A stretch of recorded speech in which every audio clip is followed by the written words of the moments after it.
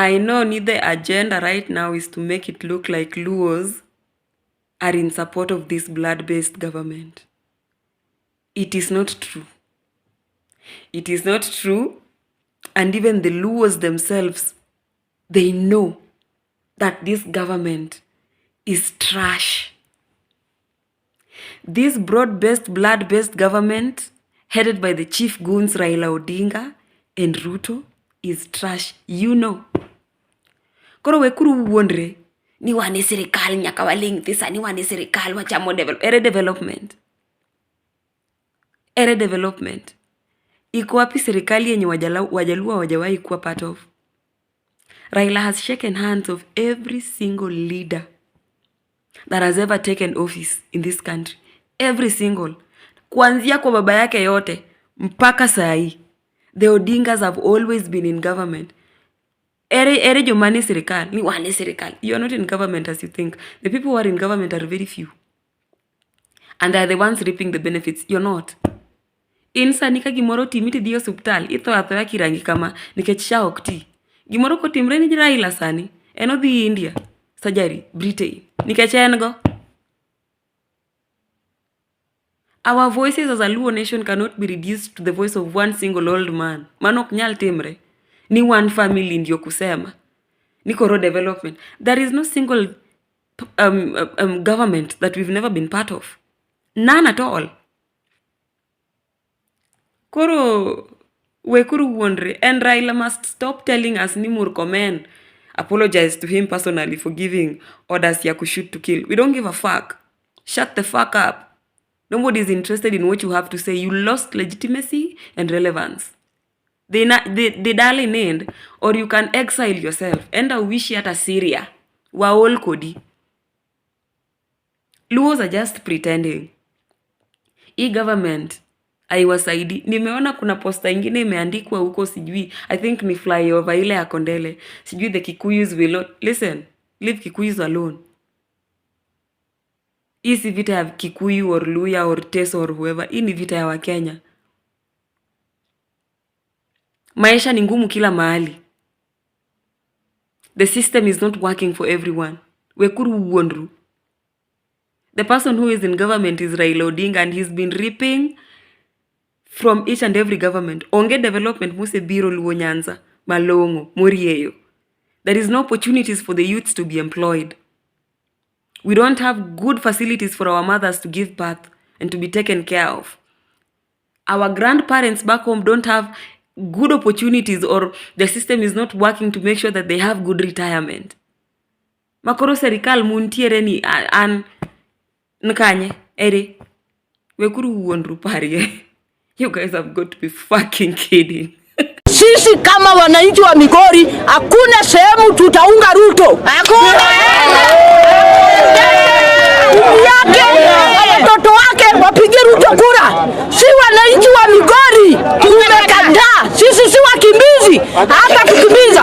Si ni wana Migori. Hakuna kura ya Ruto Migori. Na John Pesa amchukue wakae kwake. Kwa majina mimi naitwa Gordon Omia Otiego. Mimi ni mkaaji wa Migori since 1986. Na jana tumeibika kama tunaona governor ambaye tumpatie kura anaweza kusema atana support Ruto. Who is Ruto by the way? Tutapiga tena kura ati kwa sababu mtu anatoka kwetu, ati kwa sababu yeye ni wa kabila yetu. Tumejua kwamba wetu ndio wanatukula sana. Mambo ya dhuraku komera imekwisha. Kutoka sasa tutapima viongozi na matendo.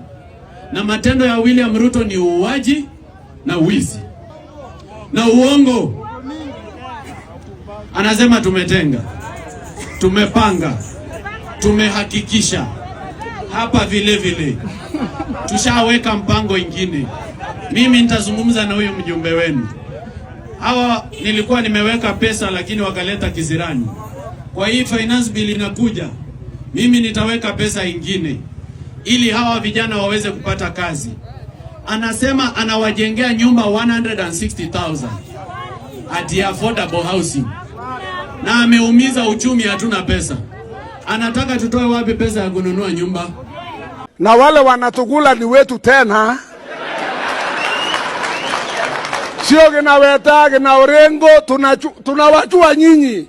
Murkomen Jerarge nilisoma na baba yako 1954. Nyinyi siku zinahesabika. Kunyongwa heri kukufa kuliko kuishi Kenya. Mnasikia? Heri kukufa kuliko kuishi Kenya. Heri kipo kabisa. Watoto watoko naenda cheza na sisi namna gani? Weta na Orengo na Moi. Nyinyi ni senior. Inji hawezi endeshwa namna hii hata nyumba yako. Thank you for earning 1 million plus. Sisi wakulima hapa, watoto wetu hawaendi shule. Yours, I know they are in Australia.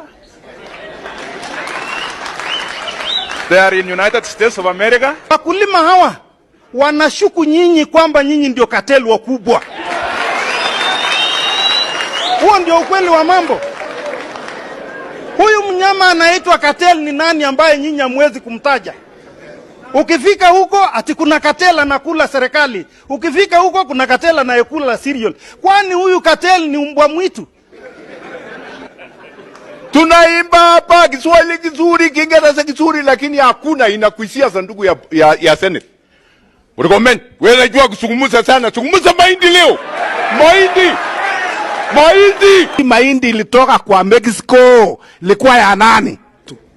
Mumekuja hapa kututanganya. Mumekuja hapa kutuweka sisi merry-go-round. Maneno ya 2022 watu wetu nakupa hapa ribarol kama msike. Sisi tuko na tabu ya kutosha. Hii watu mnapoona namna hii tuna tabu. Mahindi ndani ya sito, mahindi ndani ya cereal, mahindi sasa tayari kwa shamba na mnakuja tu kutuchekelea haki ya Mungu. Tribalism must die. Tribalism is a disease of the mind. Tribalism is a state of the mind. Tribalism is a ploy. Angalia hapa, hakuna look here. Instead of our leaders addressing the issues of the people, afflicting our people, they are killing Kenyans. They are abducting Kenyans. Where is Biangui? Kenyagia. Tell me where is Biangui Kenyagia? Where is he? Ako happy. Boniface Karaoke. Why did he have to die? How long shall we bury our children? How long shall we continue burying our children? And these people are refused to get out of power. We must change this system. We must change this country. Ruto must go. And no matter how much you defend him, we are going to mobilize our people until this country is free of corrupted rich and greedy rich, insensitive leadership. Mr. President, a quick word if you may, because it is very clear that both you and your political friends were busy on the mango tree while the history class was ongoing.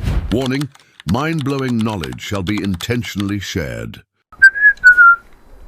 Oh, Mr. President, a quick word if you may. I couldn't help myself from hearing your speech earlier today. You know, the one that insinuated that the country should treat you fairly and just as they did with your predecessors, whom according to you had a much more easier, fair and just time. So I won't waste too much of your time. Do allow me to take you down memory lane, because it is very clear that both you and your political friends were busy on the mango tree while the history class was ongoing.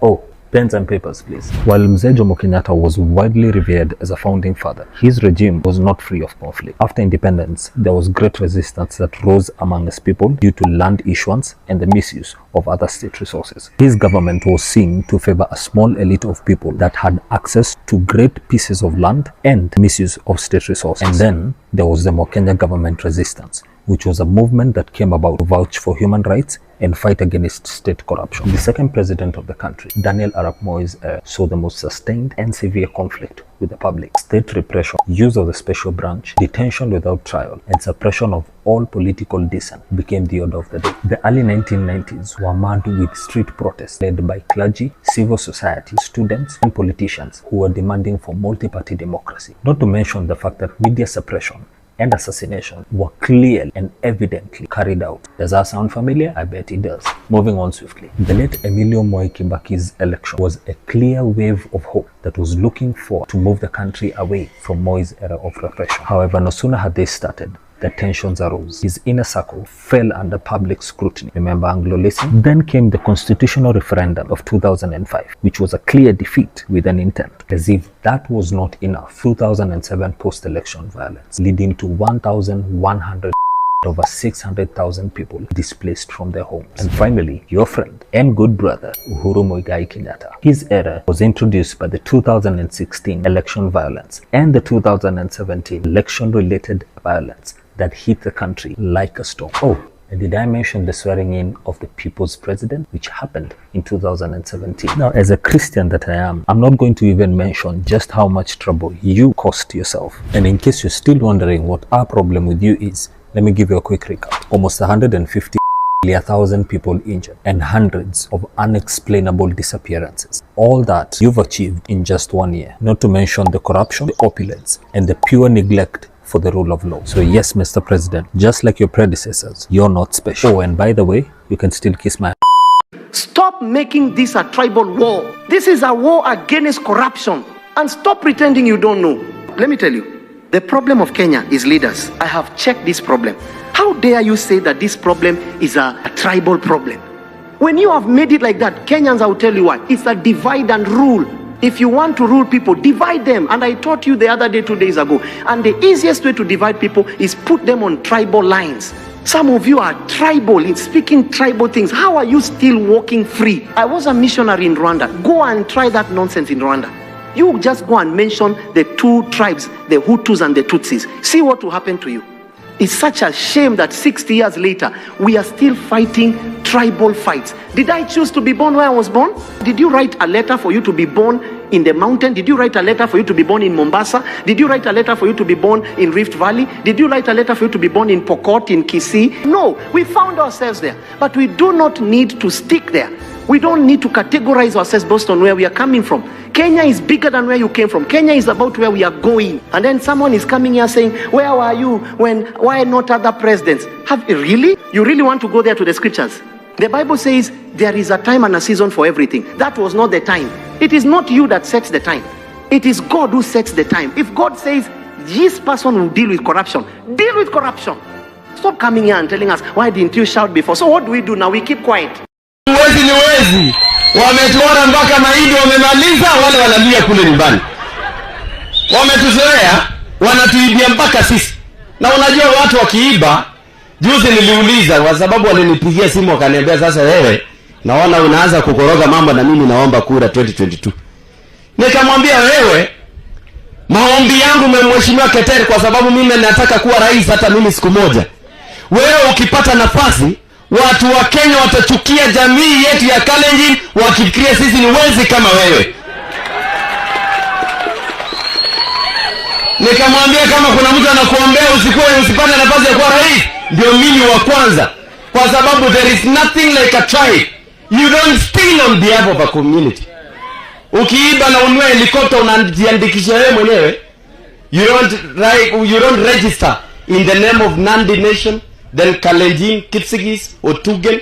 You register on behalf of yourself and your family. Right. If you have been online over the last maybe 12 hours, you've probably seen the hashtag We Are All Kikuyus. It is trending globally as Kenyans unite online to reject tribal profiling after the Sabasaba protests. Now, amid accusations that Kikuyu individuals orchestrated violence during the July Sabasaba protests, thousands of Kenyans, notably influencers, politicians, and activists, took to X posting Kikuyu names, photos, and identity hashtags under We Are All Kikuyus. That's the hashtag there. Again, the quicker we make peace with the fact that the real us versus them is only Kenyans versus the political class, the faster we move in the right direction. Correction. Hatuna vita na serikali. Hatuyuko kwa wana nyinyi. Tunataka system ziwa. Tunataka madawa kwa hospitali. Tuache vita za ukabila. Tuache siasa za ukabila serikali. Tuache hizo siasa kiongozi. Correction. Let me now talk to my Luo brothers. I've seen some of them trying to push a narrative that, oh, this is a Kikuyu fight, we should not get involved. That dialysis patient in the village where I come from, that cancer patient in the village where I come from, who is not accessing healthcare services, we have to collect money in our WhatsApp group to take the dialysis patient for dialysis because shift share is not working. They are asking them to pay. The hospitals, they are saying you must first pay before you are admitted. We've had to collect money in our WhatsApp groups to make sure they don't miss dialysis when it is due. Our problems have nothing to do with the tribe. At the end of the day, everybody goes back home. So when one guy goes to his home in Ugunja, he has a flag, he has bodyguards, he has a fat allowance, he will eat well. He has a comprehensive medical cover that if one day catches a cold, he will be flown to South Africa. And yet, there's a kidney patient in Wandai's village who cannot access dialysis because shift share is not working. They are told to pay in advance. So it's stupid to think that now they should celebrate because Wandai is a CS. Now we are okay. And the Luo bloggers who are trying to put this narrative, we will not buy it. Our challenges knows no tribe. And our young people must reject this tribal conversation. Saa hii hakuna mtu anaona moto kama mtu analeta ukabila. Mtu ameenda huko kusema, mnajua Wakikuyu nyinyi ndio mliandamana. Akaambiwa ngoja baba, aya Maluo niliandamana na mimi ni Mkikuyu. As in, nyi watu mmeamua kama Wakikuyu ndio wabaya, sisi wote ni Wakikuyu. Hadi mimi ni Mkisii, niliandamana na mimi ni Mkikuyu. I love it that we have become tribeless. Unajua for the longest time wanasiasa wao tupiganisha na ukabila. Sasa ukiondolea ukabila wanashangai. Toko bahori like what are we going to use to beat them to githogo kioli there. Point yangu ni napenda vile Kenya tumeweka ukabila chini, tumekuwa one tribe Kenya. Tukiendelea hivyo tutaenda mbali sana. Keep it up. Nawapenda. This tall MP Wanyama standing up to say that we are going to isolate the mountain, and he has no regrets to say that we are going to unite the rest of the country against Mount Kenya, trying to imply that the problems of Kenyans are Kikuyus. Kikuyus are not our problem. Our problem is the failures of Kenya Kwanza led by William Ruto. Kikuyus have nothing to do with the shift share. They have nothing to do with the university funding model. They have nothing to do with the cost of living. They have nothing to do with the odious debt that William Ruto and Uhuru Kenyatta took, and William Ruto is still taking. Kikuyus have nothing to do with the dilapidated infrastructure in this country. Kikuyus have nothing to do with the joblessness that the Kenyan people are facing. Kikuyus have nothing to do with the total despair that everybody is witnessing in this country. So our problem cannot be Kikuyu. Our problem are the failures of a regime. And the Kenyan people, those who are woke, should be able to reject this gaslighting by Kenya Kwanza and William Ruto. In 2022, most Gen Zs were too young to vote. But by 2027, 14 million Gen Zs will be eligible to vote, a massive increase of 79%. Back in 2022, youth aged between 18 and 34 made a total of 8.8 million of registered voters, accounting for 40% of Kenya's total voter base. Right now, Gen Z is aged between 13 and 28 years. This means millions will be ready to vote in 2027. The total number of youth voters is expected to hit 17 million, forming the largest and possibly most influential voting bloc in the country. This generation isn't just big in numbers. They have led protests, mobilized online, and called out for accountability. But the big question remains, will they show up at the ballot and use their numbers to change the game in 2027?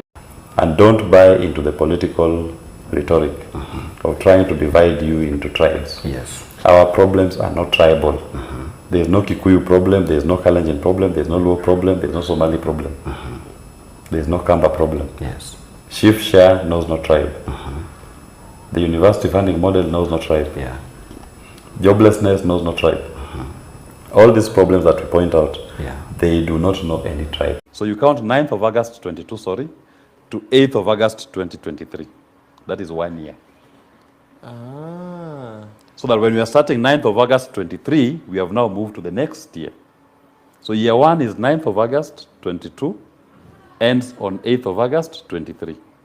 That's year 1.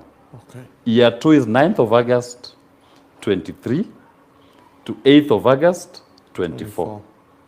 Year 3 is 9th of August 24 to 8th of August 25. Year 4 is 9th of August 25 to 8th of August 26. Then the most important is year 5, running from 9th of August 2026, ending on the 8th of August 2027. Write that one down.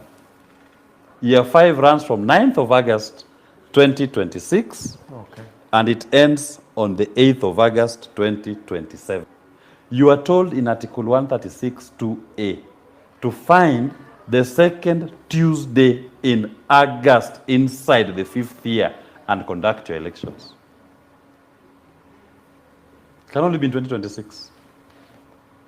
If it had said after 5 years, we will have done it in 2027. If it had said every 5 years, it will have been in 2027.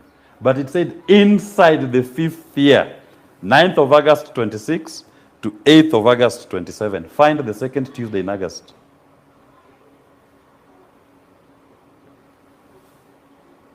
Does the president know mempangia hivi? Yo, so basically elections ni 2026. 2026. But legacy politicians have been lying to Kenyans. And our people are suffering for lack of knowledge. So si tulikuwa nangoja kufanya election 2027. I am now struggling with a nation that seems to think and forget that a president is entitled to a 5-year term. He's not. How are we going to achieve this? We'll achieve this purely by saying, adherence to the Constitution, go and look at your Constitution, second Tuesday of August in the 5th year, conduct your elections. Pure and simple. Are there any budgetary implications of this? Of course, we finance our elections management body every year, and we make provisions on the conduct of those elections. And so the budget implications of it are not out of the ordinary. They are the usual financial commitments the Kenyan people make whenever they are supposed to donate their sovereign power to their democratically elected representatives. There are supporting cases in support of this. I'll say this. One thing Kenyans need to understand: the structure of our constitution adopted the American model. That is why you have a Supreme Court. You have a bicameral parliament. You have a pure presidential system. This model was moving away from the Westminster model, mixed member, which was a quasi-presidential and quasi-parliamentary system. We went purely presidential system. And if the American Constitution was at the background of our drafting, and we've adopted those structures, we equally adopted the 4-year term limits for elected offices. But for certainty, the Constitution of Kenya adopted that the elections are held on the second Tuesday of August, in the 5th year, inside the 5th year. So you are guaranteed a 4-year term. Then on the second Tuesday in August, we conduct elections in that 5th year. Okay. All right. Sasa hii leo tumpatie tu lakini. Yes, let's. And I find that the more crooked you are in the Kenyan political arena, the quicker you succeed. I don't know why. They don't, and I say the electors seem to want these tainted people. I don't know what's wrong with them. If they have a chance to choose somebody who's straight, who's on the surface of it looks reasonably straight, they're not interested. They want these ones that lie to them, these ones that cheat them, these ones that run. Provided he has bags of money to spread around, they're quite happy. Hey CJ, what do you have to tell young people? Young people, please make sure that you have registered, and when the registration of voters comes, let everyone register. Let everyone register. That is the most important thing I can tell you as of now. Thank you very much. Thank you. Nyamisa, what do you think? I agree with you. Make sure you have your ID and make sure you're registered as a voter. Exactly. Register as a voter, as CJ has said. Thank you. One term is real, one term is unstoppable, and no violence. We need peace, but one term is real. Hii hata Mungu ameweka sahihi. Hii kampuni ya profesa na dokta sio ni ikiwaka. Hata mtoe pesa ngapi, mshuke juu, mshuke chini, muende kando, muende katikati. Hii one term is real. Asi machezo. Hizi nguvu imebaki ni ya maandamano peke yake, si ndio? Akitaka kwenda unamuitishia Uber chap chap. Hakuna kubembeleza punda kwa mteremuko. Mwambie enyewe Ruto must go. Enyewe Ruto must go. By the way, Ruto must go. Enyewe Ruto must go. Wash fire, Ruto must go. Enyewe Ruto must go. By the way, Ruto must go.